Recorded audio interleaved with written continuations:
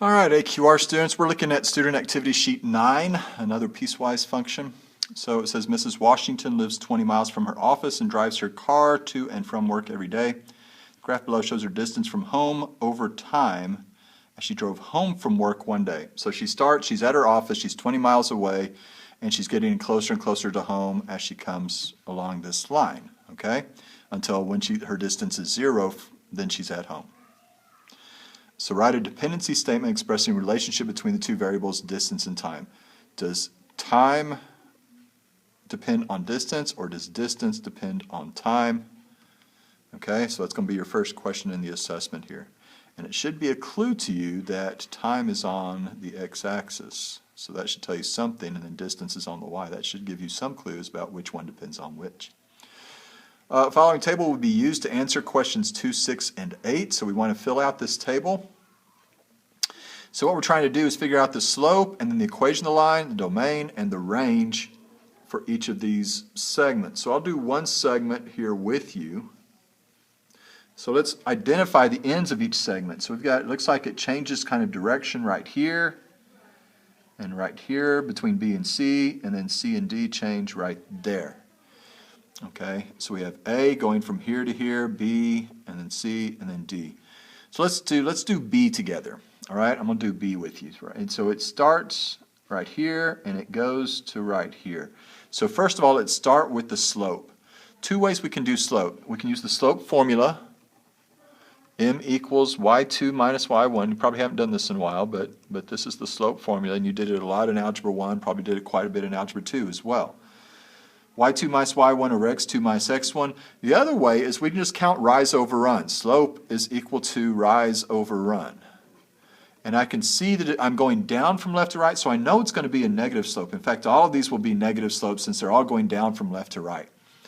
And so I can just count. I'm going to go left to right here, and I'm going to go down 1, 2, 3, 4, 5, 6, 7, 8, 9. Oops, 8. 8 is how far I went down to get to this point here.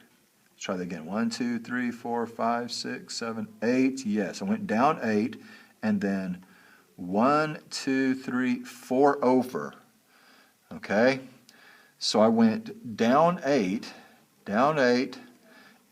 which is 8 miles, I believe. I went from 17 down to 9, so that was 8 miles. But my time, I went over 4 spaces, but each space is 2 minutes. So I really went down 8 and over 8.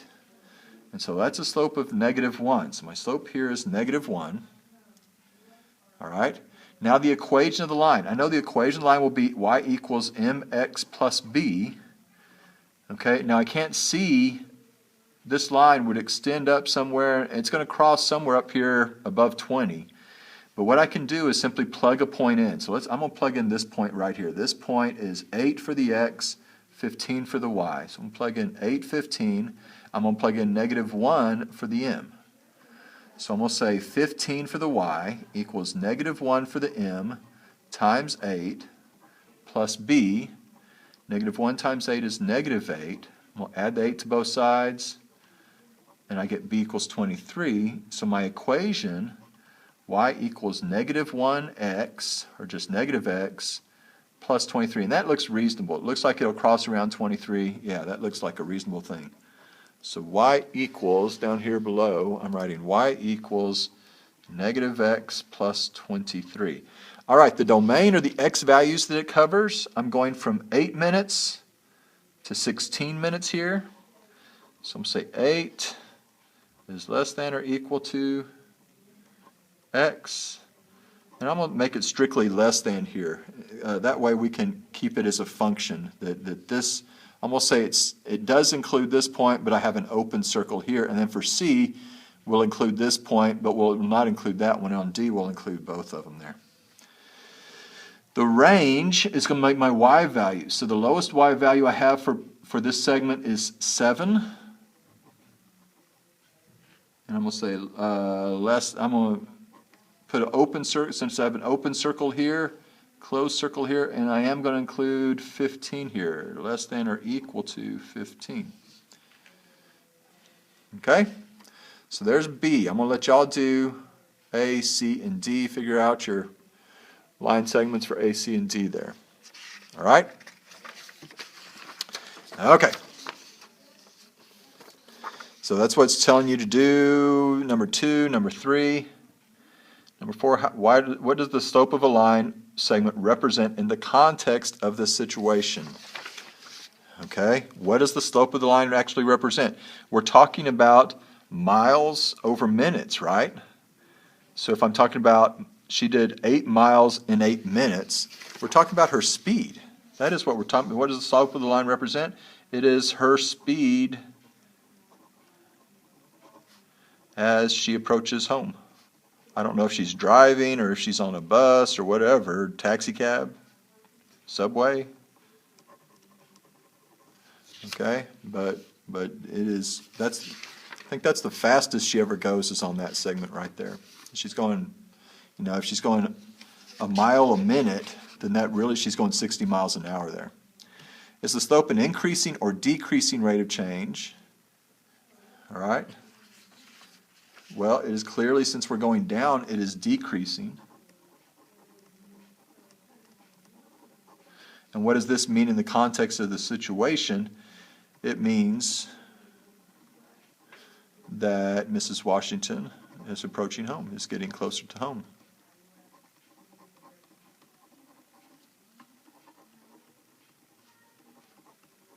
Her distance from home, in other words, her distance from home is decreasing.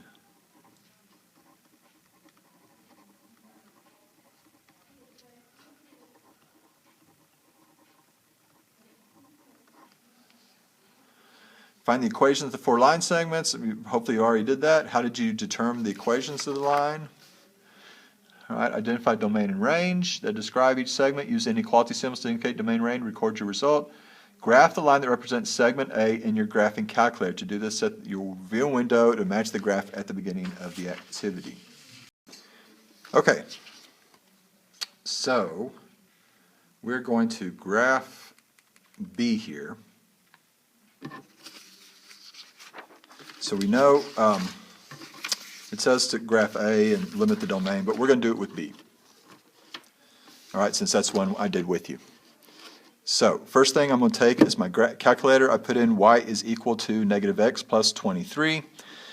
And I set my window. I went to the window here, and I set my window from 0 to 34 going by 2s like it is. X scale is 2 like it is on my graph here. And then for the y, I went from 0 to 21 going by 1s. All right, said all that. Okay, if I graph that, I have all of B. But I want to limit B so that x is between 8 and 16. And so this is, you can only limit the domain. I can tell the calculator what's the domain. I cannot limit my range. I can only limit, you tell the domain. Okay? So I'm going to go back to my y equals screen, and I'm going to go to this second line. I have this in y2 because it's B. I left y1 open for A. I'll let y'all do that. I'm going to use the division symbol and open up a parentheses. And then I'm going to say x, I'm going to say greater than or equal to 8. So to get that, you can see right above the math button right here, it says test. So I'm going to hit second math, and I have greater than or equal to number 4 there, greater than or equal to 8. Okay? And also I'm going to hit second math again to go back to test, and this time I'm going to go to the right arrow to logic. And, so x is greater than or equal to 8, and x is less than 16. So I'm going to put x, second math for that test. I want less than 16, close my parentheses. So I've said I want this line, and I want x greater than or equal to 8, and x is less than 16. And when I graph this now, notice it only does it from 8 to 16. If I do trace here, if I try to trace, I have nothing.